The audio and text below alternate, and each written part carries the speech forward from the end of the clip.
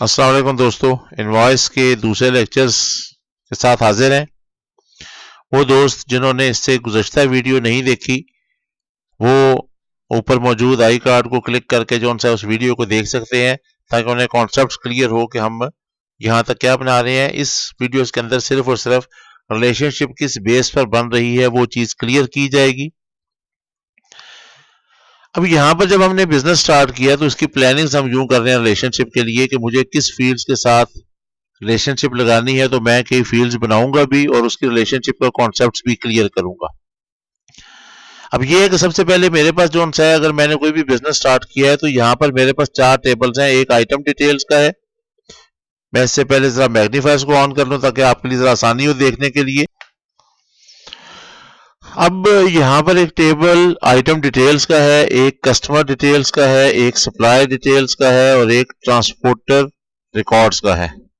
अब हमने इन टेबल्स की आपस में रिलेशनशिप बनानी है, तो रिलेशनशिप बनाने के लिए जो एक सीक्वेंस है या एक प्लानिंग जो की जाती है वो ये है कि यहाँ पर मैं देखता हूँ कि मेरे पास सबसे पहले आइटम डिटेल्स है, तो मैंने आइटम जो सी है वो अपने पास रखी है। अब अगला काम मेरे पास आया कि ये आइटम आकर मैं किसी न किसी सप्लायर से परचेज करूंगा जो मुझे सप्लाई करेगा। तो मुझे आइटम डिटेल्स का लिंक जो सा है वो बेसिकली बनाना है सप्लायर्स के साथ।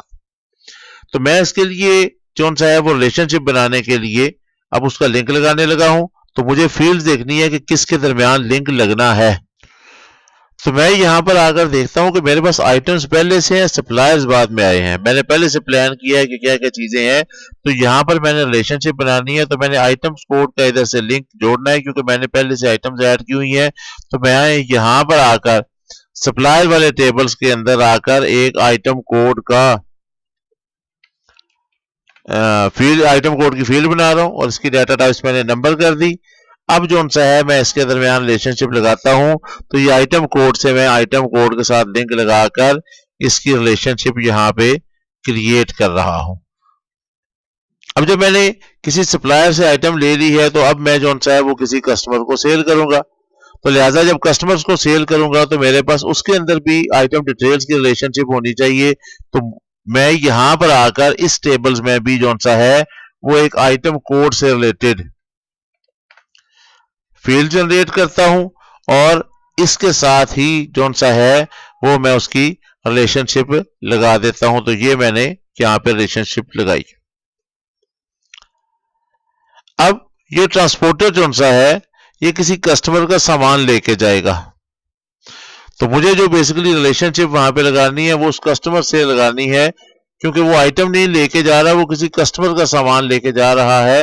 तो मैंने अगर इसे यहाँ पर ऐड करना है तो मैं इसे उस कस्टमर्स के साथ लिंक लगाऊंगा कि वो किस कस्टमर का सामान लेके जा रहा है। तो मैंने यहाँ पर आकर जो सा है इस ट्रांसपोर्टर्स का रिकॉर्ड जो सा है वो इस कस्टमर डिटेल्स में ऐड करना है। तो मैं टेबल डिजाइन पर आया और यहां पर मैंने ट्रांसपोर्टर कोड ऐड किया, इसकी डाटा टाइप्स मैंने नंबर लिख दी और अब जो सा है इसका रिलेशनशिप जो सा है वो इस ट्रांसपोर्टर्स का इस ट्रांसपोर्टर कोड के साथ मैं जोड़ दूंगा।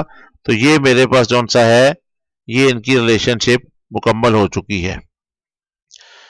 अब यहां पर कॉन्सेप्ट ऐसा है कि आइटम्स हैं, ये आइटम मैं किसी से परचेज कर रहा हूं, मुझे कोई सप्लाई कर रहा है और मैं किसी को सेल कर रहा हूं और जिसे मैं सेल कर रहा हूं ट्रांसपोर्टर उस तक सामान पहुंचा रहा है। तो हमने उनकी रिलेशनशिप बनाई है।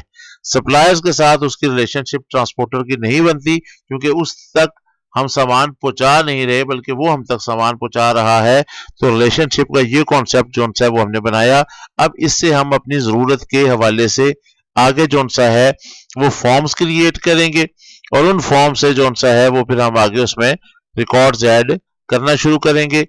तो अगली वीडियो के अंदर जो सा है वो फॉर्म्स क्रिएट करने का एक का मैं कॉन्सेप्ट क्लियर करूंगा, बाकी के फॉर्म जो से हैं वो फिर वैसे ही इजीली क्रिएट हो जाएंगे।